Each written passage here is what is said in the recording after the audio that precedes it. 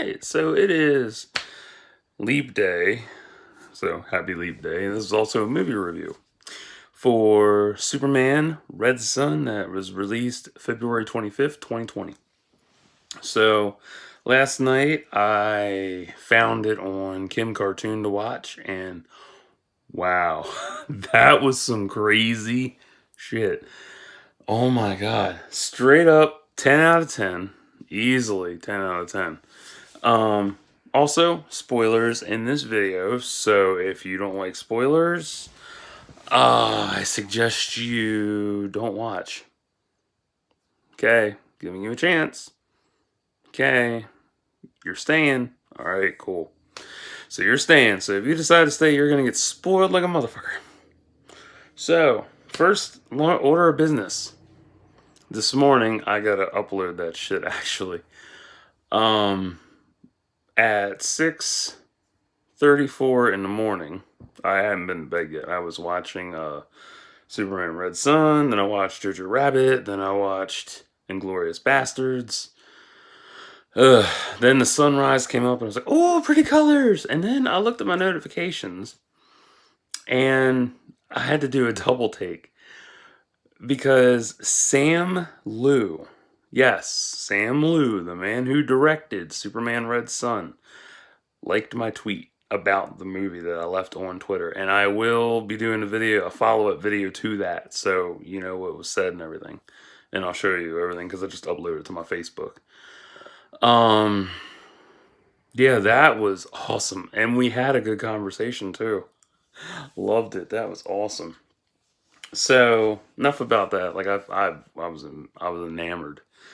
So that's like my fourth celebrity encounter this year on Twitter. So anyway, the movie. So Superman Red Son is based on 2003 Elseworlds cult classic novel of the same name. Graphic novel, my bad. It is about Soviet Superman and, you know, what if Clark Kent Kal-El Clark Kent ended up in Mother Russia instead of the US. Well, he ended up in Russia and became Soviet Superman. And that story is phenomenal. Jason Isaacs kills it as Soviet Superman.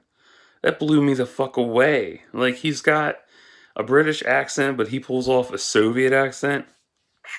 Sexy. Oh, I love it. So good. I forget who the voice talent was for Batman and Wonder Woman, but those two were phenomenal as well. The whole premise for Red Son is dark, it's gritty, it is very violent. Well, not super violent, but violent. Like, if you enjoyed Flashpoint Paradox, you will love Superman Red Son.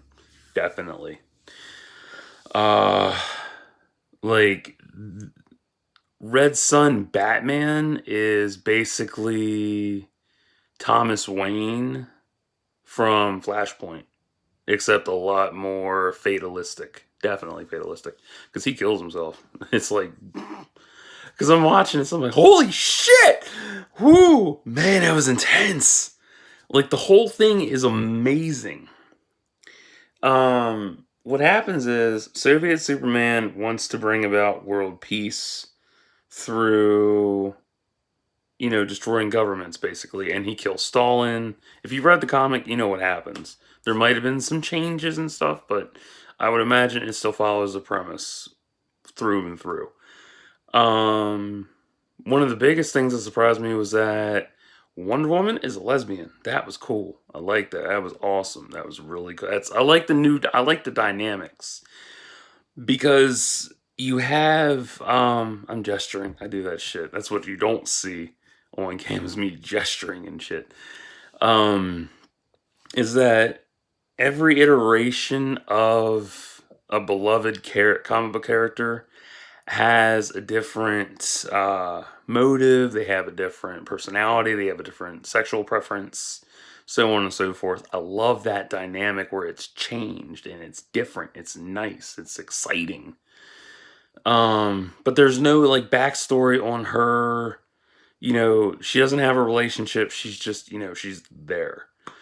But she still kicks ass though. Like, just not physically kicks ass, but um kicks ass verbally.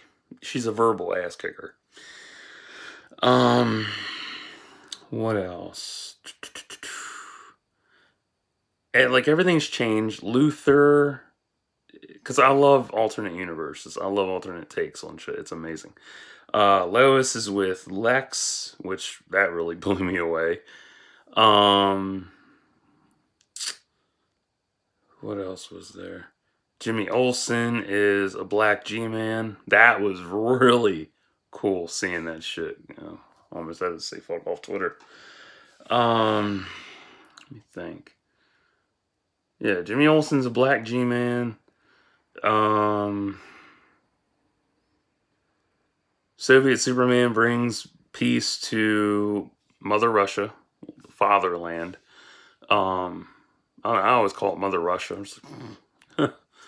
Because he took out Stalin, and Brainiac is brought into the picture, except this time it's switched to where instead of Superman fighting Brainiac, it's Superman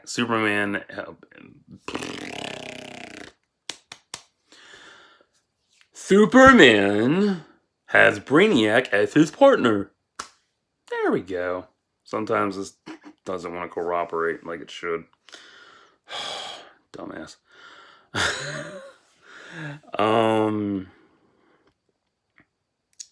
So you have the Superman Brainiac dynamic going on, except that it's switched. And this is also... Come on, motherfucker, talk.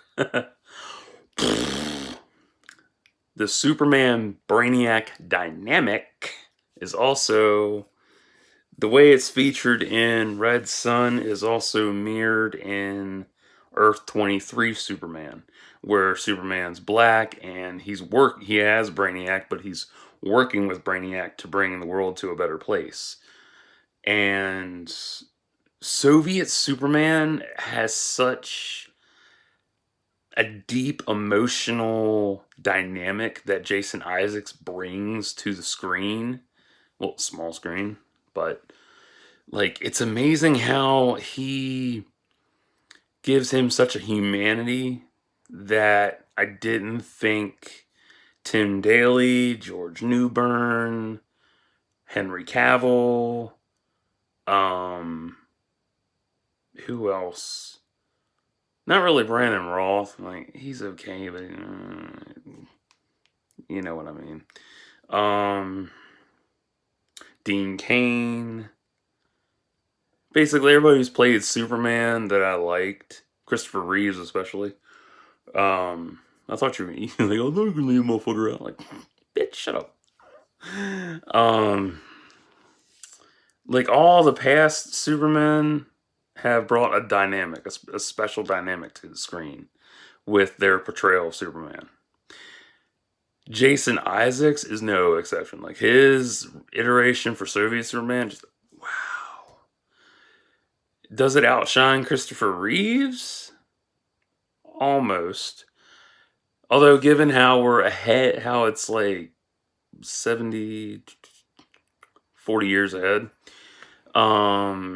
Yeah, it does outshine Christopher Reeves, first iteration. Although actually he's not the first. The first is from Christ. Way far back, like the 30s. No. 40s or 50s Superman. So you have 40s and 50s Superman up till now. So Superman's been around for a good long time. So you've had multiple iterations. Jason Isaacs outshines most of them with how he does it. And the one thing I asked Sam Liu about that was, what role did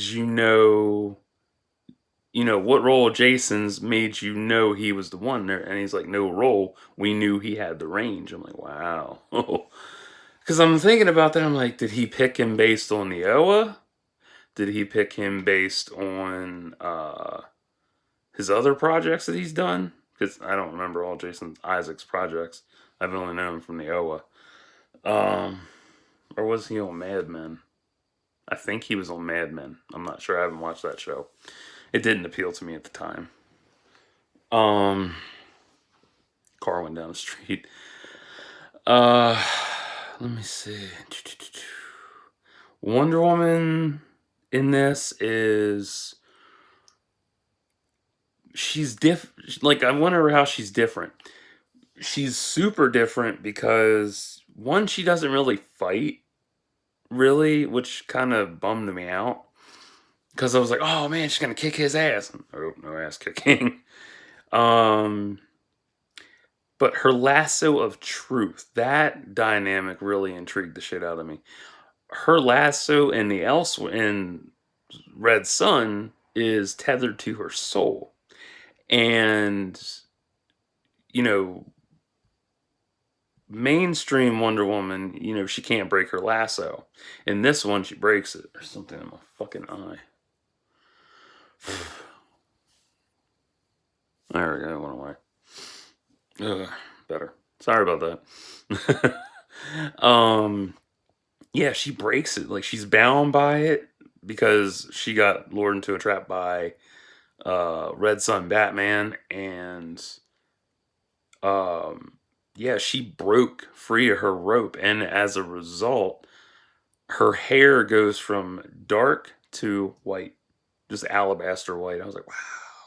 And she gets weakened too, but even in her weakened state, she's able to free Soviet Superman. And well, from Red Sun Batman's trap that he set for him. And man, the shit is crazy. Like, it's beautiful to see how Soviet Superman embodies the same dynamics. Oh, oof, stiff. The same dynamics as, regular Superman, but by his own terms. And then there was a fight between him and Superior Man. Now that fight I actually liked because two reasons. One, it was cool seeing two Superman beat the shit out of each other. And two, in Superior Man's first form, because he transforms, Dragon Ball Z, like, for 20 minutes.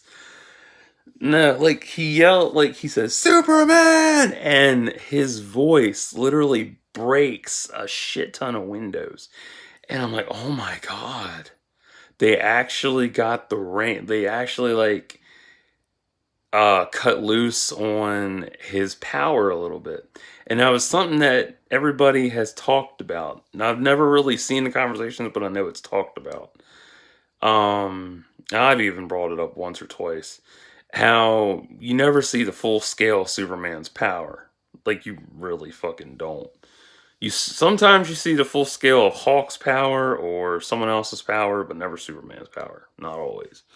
I know there's a video on YouTube about Superman's power pre-crisis via Superman versus the Elite. And I don't really...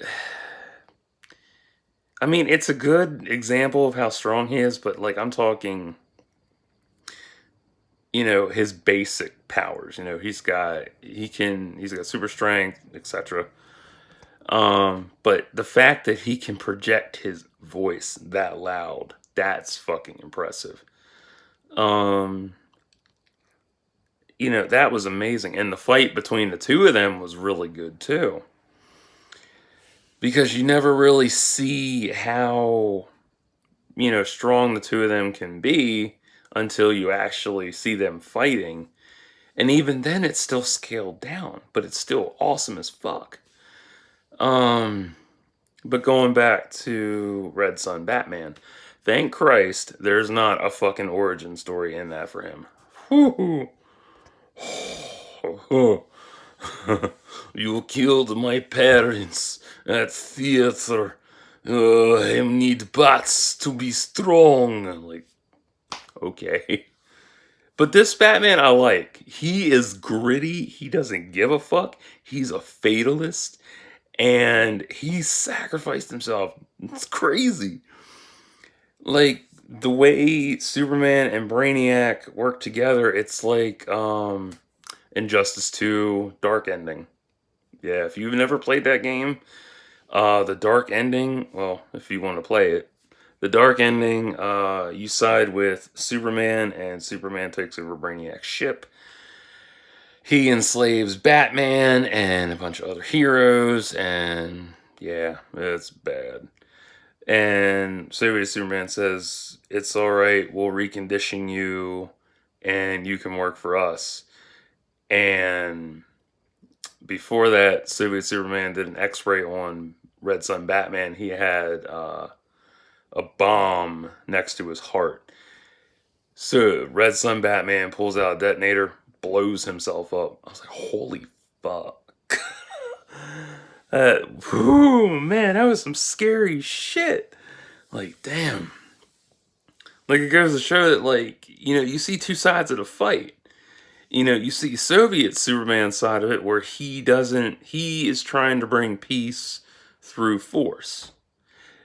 Red Sun Batman sees it as, terrorist, and he wants to bring it back the right way and do it through let the people decide and all that shit. Green Lantern is also in this as well. And I like the way they did Green Lantern as well. That was interesting. That was a phenomenal concept in how they brought Green Lantern to life. What else?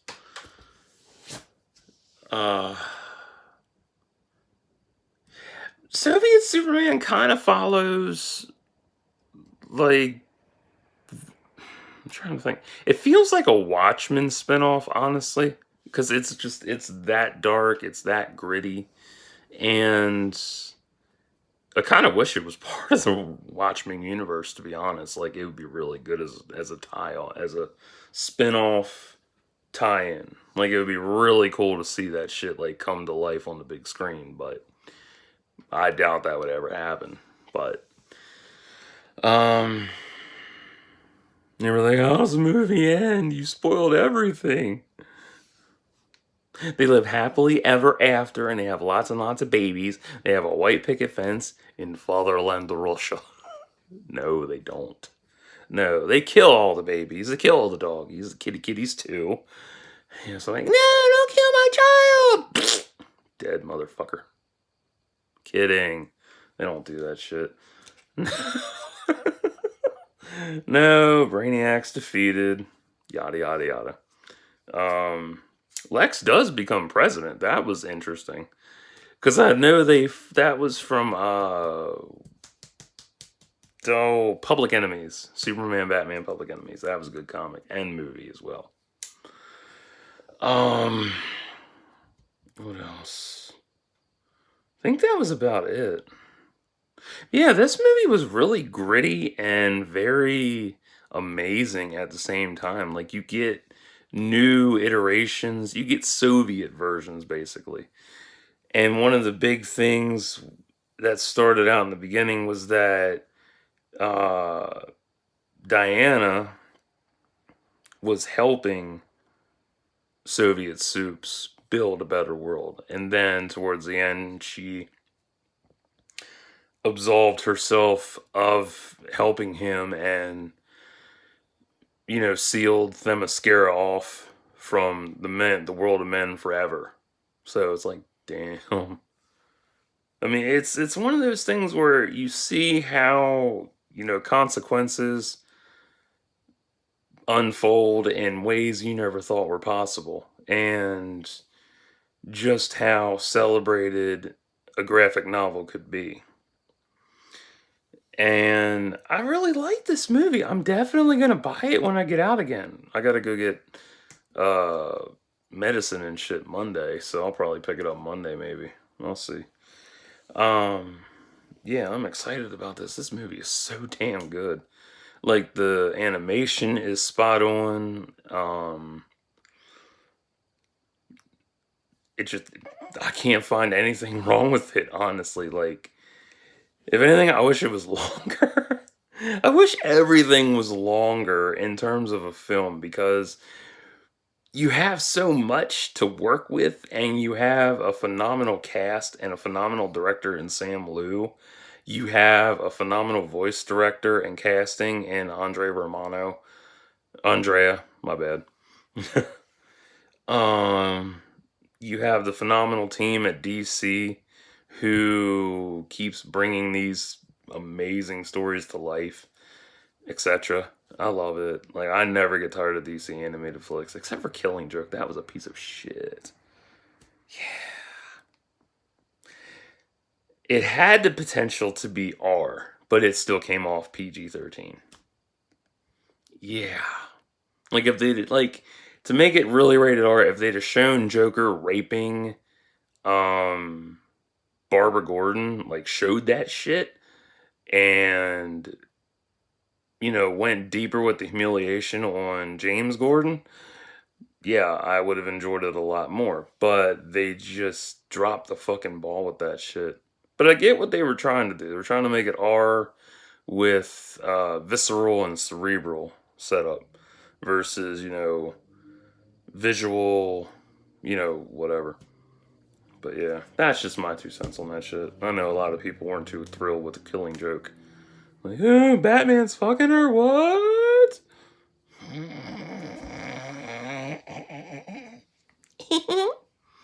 Y'all behind in times. So, that's how I feel about Superman Red Son.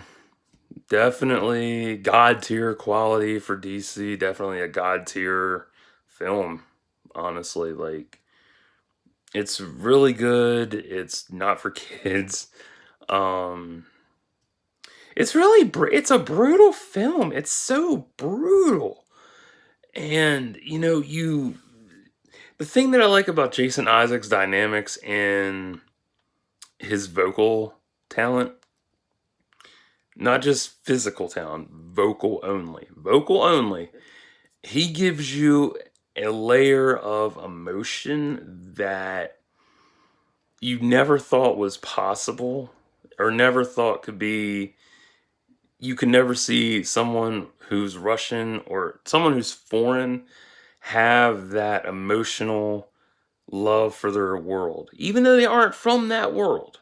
They aren't from that planet. And that was another thing. They never brought up Krypton either. Thank Christ for that.